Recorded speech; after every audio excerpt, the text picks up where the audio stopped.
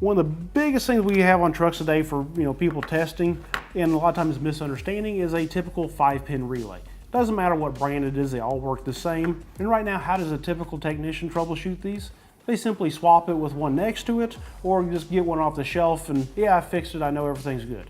Well, there's a lot more to that. The other thing is we want to make sure we did replace what was bad. Now on this one, we get a reading of about 85 ohms. Now, is that good or bad? Well, one thing about whenever you use an ohmmeter, you got to make sure you understand is what is it something supposed to be. You need to go back to your manufacturer's specs. We know what brand this is. We looked it up and we said this particular relay manufacturer should be between 80 and 90 ohms. So we're right in the middle. We know that is a good reading. One thing too is whenever we use an ohmmeter, you got to make sure you understand Ohm's law.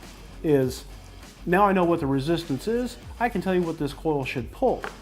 So if I take my system voltage, which we're going to use 12.5 volts, we divide it by our resistance, which was 85 ohms, that gives me a current of 0.14 amps, which would be in spec for what that system was designed to handle.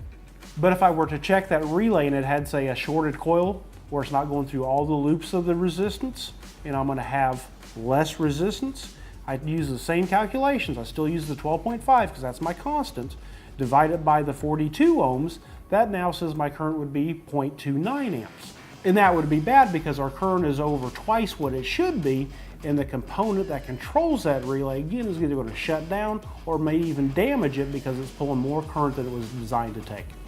These are all things that are very important for a technician to understand in the field, because one of the first things that always happens to a technician where it gets them in trouble from the start is anytime somebody writes a service manual, they are assuming a technician understands all this. And if you don't understand what the meter's telling you, and also the ramifications of what those readings mean, you can spend a lot of time of misdiagnosing, missing what the actual problem is with a vehicle.